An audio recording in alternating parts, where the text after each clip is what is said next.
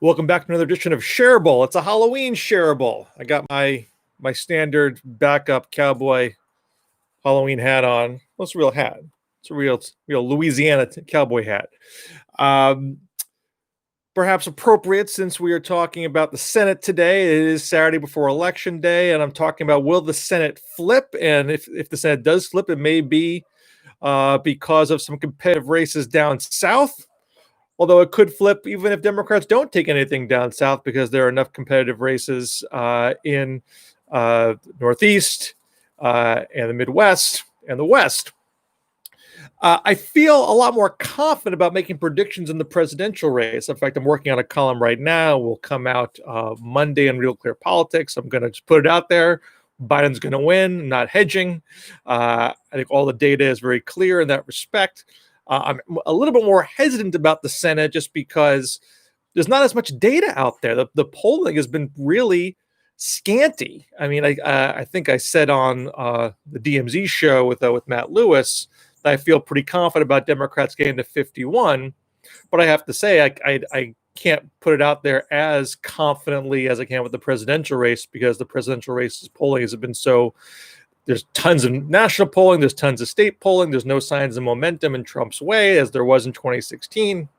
The one thing about the Senate that I think will help determine whether it flips and if it does flip the Democrats, how big the majority is going to be, is the fact that there has been almost no serious attempt on the part of Republicans to distance themselves from Trump. There is no great push to say vote for keep a Republican Senate to be a check on Biden, or I'm an independent Republican and I'll work with whoever the president is. There's none of that out there.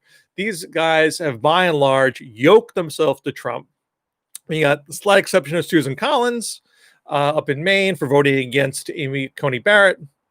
Tom Tillis in North Carolina said once made the check on Biden argument, but I don't believe he's really leaned into it hard. I know that in Montana with Steve Daines, in Colorado with Cory Gardner, they've touted this Great Outdoors Act, which was an environmental piece of legislation that passed in the summer, to say we can get things passed, we can get bipartisan things done, but it's not really the same as really putting yourself at arm's length from Trump. You have the case in Georgia where Purdue canceled the debate with John Ossoff after Ossoff apparently cleaned his clock. Cancels the debate to do a rally with Trump, and this is a state. Georgia is straight toss up. Some polls give Biden a slight edge. To hug yourself to Trump in that environment is hoping on hope that the conservative base will get you there. And obviously in Georgia, over the past several years, that's a pretty good bet, but it may not be a good bet this time around. I was talking to a Scherable fan yesterday who lives in Iowa, and I asked him, is there anything local going on here? Is there anything specific to Iowa that is driving the race? And he told me no. A lot of it is just tracking how people feel about Trump. This is a very nationalized race. I don't believe there's any real example in any of the races where there's something particularly local causing a lot of ticket splitting. There might be some ticket splitting, of course, but I think Democrats have largely put together a slate of pretty moderate candidates, using the term broadly. There's no socialists in the bunch. There's no Green New Dealers. There's no single payers in the bunch. And in certain cases, like in Kansas and Texas, you have former Republicans. In Alaska, you have a guy who considers himself independent. So, there's those things going for the Democrats there. These folks can generally run as, I'm running against someone who votes with the Republicans 90% plus of the time, and I'll be an independent bipartisan problem solver. But that's the way Biden's running. They're running Biden-esque campaigns, and the Republicans are by and large running Trump-esque campaigns.